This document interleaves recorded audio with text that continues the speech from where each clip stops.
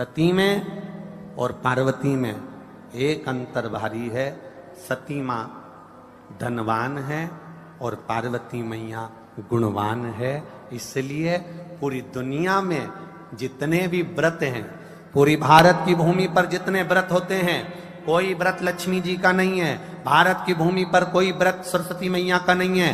भारत की भूमि पर कोई व्रत इंद्राणी का नहीं है। भारत की भूमि पर कोई व्रत किसी देवी का नहीं है। जितना भारत की भूमि पर एक व्रत भारी है वो है माता पार्वती जी का। तीज का व्रत करोगे तो पार्वती जी का है, चतुर्थी का व्रत करोगे तो पार्वती जी का है, छठ का व्रत करोगे तो पार्वती जी का है। आप जितने व्रत देवी जी का करोगे नवरात्र में तो पार्वती जी का है। भारत की भूमि पर जितने व्रत हुए नारियों के, छोटी तीज, बड़ी तीज, हरतालिका तीज, करवा चौथ, जितने चतुर्थी के व्रत, जितने तीज के व्रत, जितने छठ के व्रत, जितने भारत की भूमि पर हुए, ये सब माता पार्वती जी के हैं। पार्वती के क्यों हैं? क्योंकि धनवान और गुणवान में अंतर है। माँ पार्वती गुणवान है, इसलिए माताएं उनके व्रत कर कर अपने अंदर भी वो गुण उत्पन्न करना चाहती हैं कि हम भी ऐसा तप करें, हम भी ऐसी साधना करें। हे माता पार्वती, जैसे आपका अखंड सौभाग्य है, हे माँ जगत जननी, हमारा भी मांग में अखंड सौभाग्य रहे। जैसे आपके चूड़े अमर हैं, हे माँ हमारे हाथ में भी चूड़े अमर हों। हे माँ जैसे आपके भाल की बिंदी अमर है, माँ मेरे भाल की बिंदी भी अमर हो। हे माँ जैसे आपके नैनों का सुरमा, बालों का गजरा अमर है, हे माता पार्वती हमारे भी नैनों का सुरमा और बालों का गजरा अमर कर देना। बस इतनी सी कृपा नारी माता पार्वती से मांगा करती है, माँ पार्वती से चाहती है। सूचक वस्तुओं का जो दान करता है वो जीवन में कभी विधवा नहीं होता। महाराज वो 8 वस्तुएं बताई हैं। पहला कुमकुम, दूसरा पुष्प, चाहे लाल हो, चाहे सफेद हो, चाहे पीला हो, पुष्प कोई भी हो। तीसरे नंबर पर है चंदन। चौथे नंबर पर है तांबुल, बीड़ा। 5वें नंबर पर है काजल। 6ठे नंबर पर है ईख। क्या बोलते हैं यहां पर ईख को? क्या बोलते हैं? गन्ना, ईख। 7वें नंबर पर है लौंग, खाने वाली जो लोग कार्य करेंगी तो भी सौभाग्य की सामग्री देंगी। सौभाग्य की सामग्री का दान क्यों किया जाए? सौभाग्य सूचक वस्तुओं का दान क्यों किया जाए? सौभाग्य की वस्तुएं क्यों प्रदान करी जाती है, क्यों दी जाती है?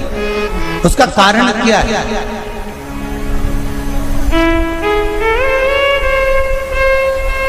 क्यों देते हैं? महाराज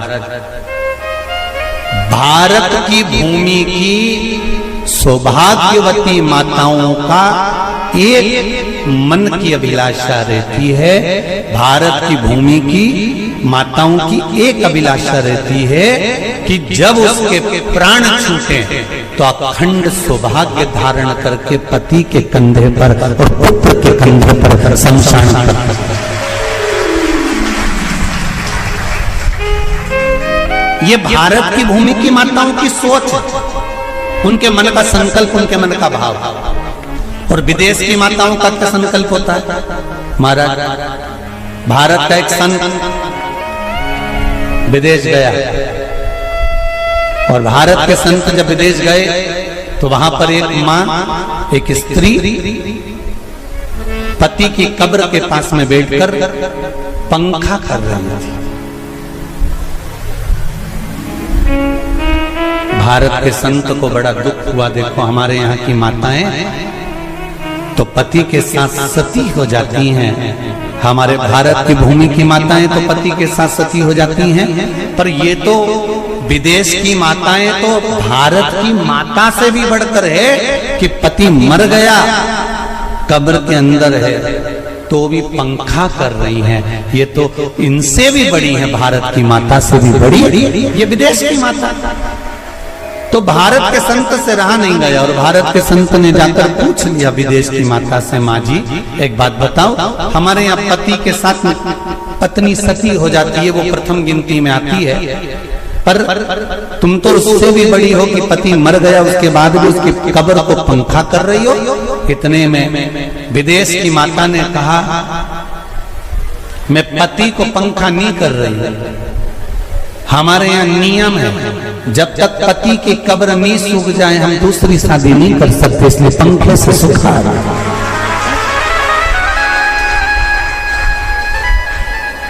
इसलिए पंखे से सुखा रही है। मेरे भारत की माताओं में और विदेश की माताओं में अंतर है साहब। मेरे भारत की माताएं अखंड सौभाग्य की वस्तुएं धारण कर कर अपने आप को गौरवान्वित महसूस करती हैं और विदेश की माताएं ये सब वस्तुएं उतार कर गौरवान्वित महसूस करती हैं।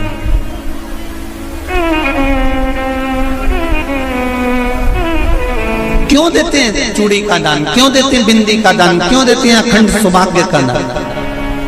किस महाराज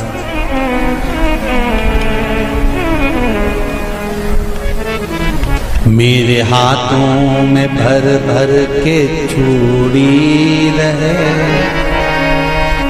मेरे हाथों में भर भर के चूड़ी और मैया कोई कामना मेरे मस्तक पे चमकती चूनर रहे, मेरे मस्तक पे चमकती चूनर रहे और मैया कोई कामना मेरी मांगों में भर भर के सिंदूर रहे, मेरी मांगों में भर भर के सिंदूर रहे और मैया कोई कामना नहीं, मेरे पाँव में बिछुड़ी का जोड़ा रहे। एक बिछुड़ी नहीं, कितनी? 2, 3, 4, 5, एक एक पाँव में जोड़े से बिछुड़ी होना चाहिए, केवल एक नहीं, सिंगल नहीं। वो तो आजकल का फैशन हो गया महाराज, जो केवल एक बिछुड़ी धारण कर लो उसी में फैशन दिखे। श्रावण की शिव महापुराण की कथा कहती है जब बेटी को विदा करा जाता है और पहली बार बेटी के पांव में जब बिछुड़ी डाली जाती है तो वो बिछुड़ी भी अलग अलग नहीं होती, उस बिछुड़ी के जोड़ को चेन से एक दूसरे से बंधा हुआ होता। बोला सही है कि गलत? जितने आस्था चैनल पर कथा सुन रहे हैं, जितने फेसबुक पर सुन रहे हैं, यूट्यूब पर सुन रहे हैं, सुन लेना कि मेरे भारत की माताओं का जब पाणी ग्रहण संस्कार किसी बेटी का होता है, उसके पांव में जब पहली बार बिछुड़ा पिनाया जाता है, बिछुड़ी पिनाई जाती है, तो वो बिछुड़ी भी एक दूसरे से बंधी हुई होती है, चेन से बंधी हुई होती है।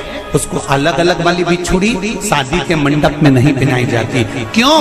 जैसे ये बिछुड़ी एक दूसरे से पांव में बंधी हुई है, तुम्हारी जिंदगी अंतिम श्वास तक ऐसी ही बंधी की बंधी है, यही बनना चाहिए। वो तो अब माताओं ने थोड़ा सा फैशन चेंज कर दिया, अब पांव में ज्यादा बिछुड़ी नहीं पहनती, गड़ती है, चुभती है, एक बिछुड़ी धारण महाराज। पर नहीं, बिछुड़ी भी दो हो, जोड़े से। हमारी माताएं, भारत की भूमि की जो माताएं हैं, ये चूड़ी भी हाथ में पहनती है तो जोड़े से पहनती है। बोलो जैसा सही है कि गलत है?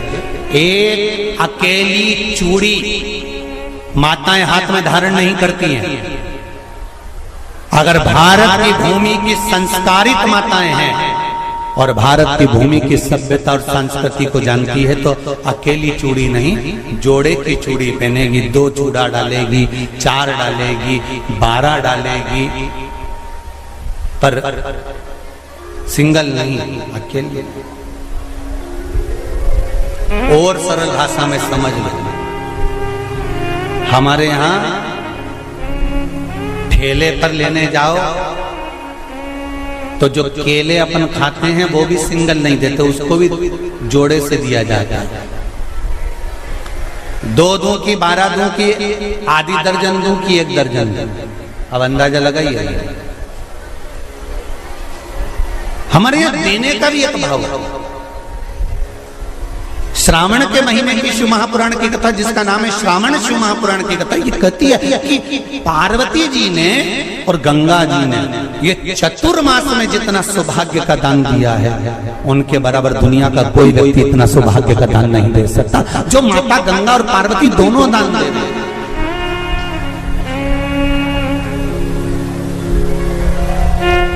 प्रतिदिन दे रहे हैं।